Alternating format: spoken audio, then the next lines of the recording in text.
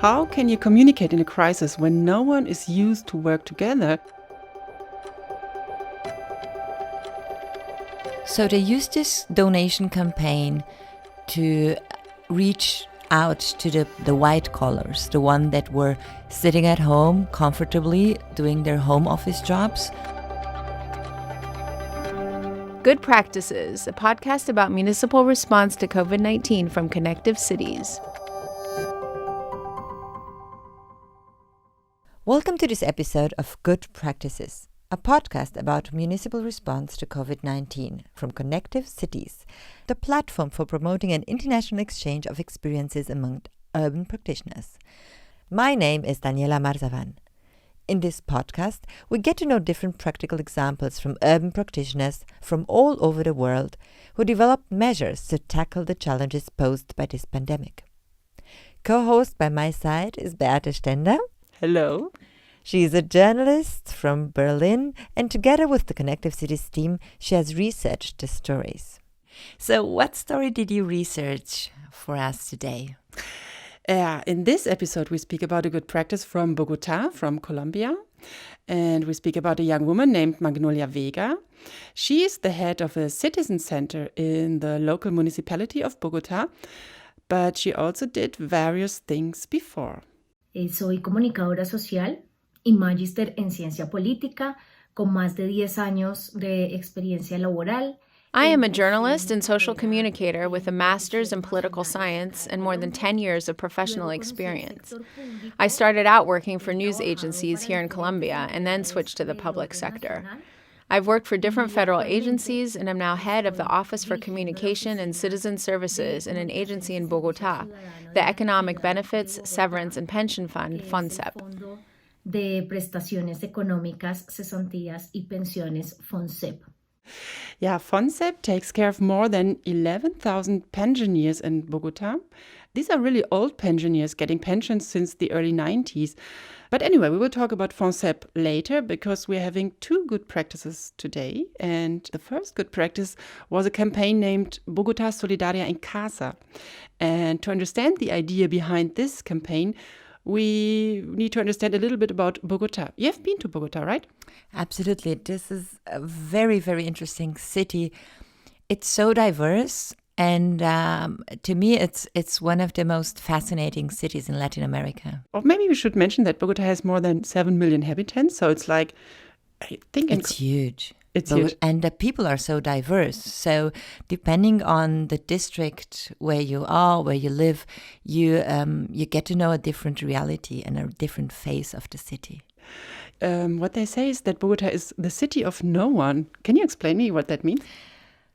I think probably the citizens of Bogotá don't have this local patriotism or this local pride, the elements that unify them. I don't want to say anything wrong now for the proud people of Bogotá, but from conversations with Colombian friends, this is one of the main insights that I can reproduce right now. So compared to cities like Medellin, Bogotá does not have that identity and that local patriotism. There are also a lot of different municipalities in Bogotá. You have how many? About, I think, more than 60 districts. And wow. These 60 districts don't really work together. And I mean, kind of they do their own thing. And that was a big problem when the lockdown started in Bogotá in March 2020. De ahí que cuando se conociera el primer caso de COVID-19 en el país en marzo, hacia mitad de marzo. When the first COVID-19 case in Colombia was reported around the middle of March, it was one of the big problems we had as a district. All of us press officers were called together. There are more than 60 districts. And it was like, okay, what do we do now? This is a crisis and a situation without precedent. Never before in the history of the world did everything come to a complete stop, with factories shutting down, airplanes being grounded, and absolutely everything closing. That was the big unknown. No one had a plan, a manual, an example we could look to and say, this is what we have to do. So in our district, we started thinking 24/7 about how to communicate with the population. What is most important? What needs to be taken care of first? Of course, there were huge issues faced by the healthcare sector, the social economy, and so forth. But our job was to think about communication. So the question was, what do we need to communicate? Esto en cuestión de comunicaciones, por supuesto, se imaginarán todo el tema de política pública y cómo manejarlo en salud, en economía social, bueno. Pero en comunicaciones el tema era ese. Listo. ¿Qué es lo que tenemos que comunicar? So the topic of this episode is how can you communicate in a crisis when no one is used to work together? And for Magnolia Vega, the big challenge was how can more than 60 press officers from more than 60 districts can find a central theme? And what kind of central theme is this? Lo primero a lo que se llegó fue generemos una unidad. Todo el esfuerzo. The first thing we agreed on was to have a unified approach. All the districts, more than 60, really needed to concentrate their efforts on one thing. It quickly became clear that that one thing had to be preventative and self-protection measures. So we started producing clips that hammered into people's heads how important it is to wear a mask and to socially distance. That's still important today, of course, but back then people weren't aware of it yet. We broadcast that message absolutely everywhere. The Office of the Mayor gave us only one guideline. All media produced in the context of COVID, regardless of district or sector, had to carry the Bogotá brand. Why? Because we are only one administration and because all of our efforts right now are focused on this issue. ¿Por qué? Porque somos solo una sola administración y todo nuestro esfuerzo en este momento se va a centrar en eso. It's interesting how Magnolia tells us how the branded content under, one unified brand called Bogotá has given people a sense of unity in this crisis. Let's listen to, she said that they started to produce these video clips, and let's have a listen to the first clip they made. Al toser o estornudar, Cover your face with your lower arm when you cough or sneeze, never with your hands. If you are having trouble breathing or have had a fever above 38 degrees Celsius for more than 2 days, call the number 123 before contacting emergency services. In Bogotá, we look out for each other. entre todos nos cuidamos. Alcaldía Mayor de Bogotá. So this clip was streamed 24/7 in the local TV, in the local radio stations, and people could watch it online, in social media. But that was just the first step, because next to the hygiene rules, it was important to tell the people that it is very important to stay at home. And so Magnolia and her colleagues started a research why some people do stay at home and others don't.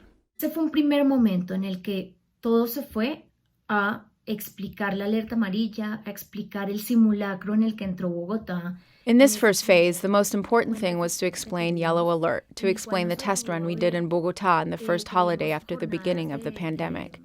So we asked people on the street why they were outside and why others were staying home.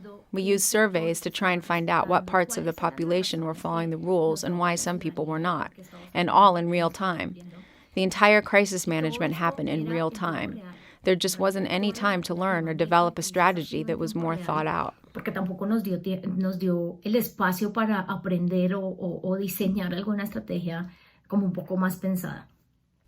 So this was a management of crisis in real time? It's an emergent strategy that develops during the crisis. And I think that's a common denominators to all the cities that we look at throughout the Connective Cities exchange events, that cities have really learned to deal with crises real time and to evolve their strategy through trial and error. Yes. And Magnolia Vega said that the first weeks during the lockdown were really chaotic and demanding. But after communicating the people that they have to stay at home and to follow the hygiene rules, the next big challenge was already waiting for them. And that was the real challenge. El segundo momento y esfuerzo fue cuando The second moment and second big effort was when it became clear that this was going to last for a while. We quickly realized that we have to focus on education, on teaching people how to take care of themselves, and so on. And we realized that this pandemic would not be short-lived and would cause a lot of social problems. esto se nos alargó y nos está generando muchos problemas sociales. Here we have to mention that the lockdown in Bogotá was really hard. Really everything had closed. People had to stay at home very strict. They got special days where they were allowed to leave house. But on the stay-at-home days, you couldn't leave the house even for sport or going for a walk for 5 minutes. And imagine the impact that has on the informal sector. Exactly. In Latin America, the informal sector, as we know, is one of the largest sectors. So all the people that were not allowed to pursue their jobs must have been in a very difficult situation. And this is something that Magnolia Vega and her team did find out, of course, very fast. So in March, they had the first clip. And in April, she and her team produced a second clip. Join us on Sunday, April 19th in the Bogotá Solidarity at Home fundraiser between 8 a.m. and 8 p.m. 12 hours of nonstop solidarity in order to help those who need it the most during this quarantine. Go to www.bogotasolidariaoncasa.gov.co and do your part without leaving the house. Follow the drive on Facebook and on the Office of the Mayor and Canal Capital websites. Remember, stay at home and show your solidarity with those who need it most. Alcaldía Mayor de Bogotá. So they used this donation campaign to reach out to the people that were economically maybe not so affected by the lockdown, the white collars, the one that were sitting at home comfortably doing their home office jobs and probably did not fear hunger. So I think that's a really, really good call to use social media, to use Facebook, to use the channels that these people most consume, to reach out to them and ask for solidarity with the ones that are maybe in the informal sector and cannot pursue their jobs. There were two more groups Magnolia Vega and her team were focusing. One group were school children. All the schools were closed for about 6 months, and some schools took a step into distant learning, but there were so many smart devices missing that, again, the city of Bogotá started a call out to donate used computers and tablets. And the other group they had an eye on were the people that don't use the internet. And these are the elderly people in Bogotá. For example, the pensioners from FONSEC. So the question for Magnolia Vega during this first lockdown was also, how can I communicate in my own municipality with all these offline elderly people? And I mean, we are talking about 11,000 people, and there's a simple answer. You have to call them one by one. Entonces, nuestra llamada era, ¿cómo está? Lo estamos llamando el FONSEP, queremos saber si hay algo que la entidad pueda hacer por usted que no haya podido realizar en este momento. We called them up and said, "How are you? We're calling from FONSEP. We want to know whether there's anything the agency can do for you that you haven't been able to do." And then we explained to them, "But look, you can do all of that in our virtual office." And a lot of people said to us, "But I don't have internet at home and I don't have a computer. I don't need one." This is a generation that grew up without this connectivity, so it's a little harder for them sometimes. But we also saw them get used to it. Y a veces les cuesta un poco más. Sin embargo, vimos la adaptabilidad. Yeah, and calling all these people was really working because I think they started in summer calling them, and until the end of September, they had reached nearly 10,000 people. And what they also did was they teach these people how to do the administration on the internet. And Magnolia Vega was very surprised that even older people do have digital skills. Entonces encontramos que sí, como sorprendentemente, So we were surprised to discover that people have this ability to adapt and learn. We're seeing all these things this atypical year has forced us into. It has brought changes not only in the decisions made by the public administration and its management of communication, etc., but also changes in the people. People we didn't think would ever become comfortable with this kind of virtuality. a esta virtualidad, hoy nos han demostrado que sí se puede. Listening to Magnolia's story and also to all the other good practices that we've heard throughout our virtual exchange events from other cities, it became clear how the role of the communication officers in so many municipalities are crucial in overcoming this crisis. One of the biggest learning is that you need to communicate on different channels to reach different type of people, especially in a city of disparities like Bogotá. You need to pick up the phone, you need to use the social media, the TV ads and posters to reach different kind of people.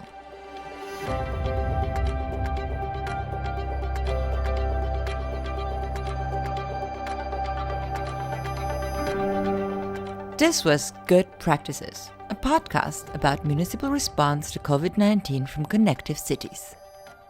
My name is Daniela Marzavan, and I was talking with the radio journalist Beate Stender about Magnolia Vega's good practice in Bogotá. Producer Beate Stender, executive producer Daniela Marzavan. Thank you very much for listening. We hope you'll be back for our next episode. Stay safe and goodbye. This podcast was brought to you by Connective Cities, the international community of practice for sustainable urban development, a joint venture between the German Agency for International Cooperation, the Association of German Cities, and Engagement Global Service Agency Communities in One World, commissioned by the German Federal Ministry for Economic Cooperation and Development.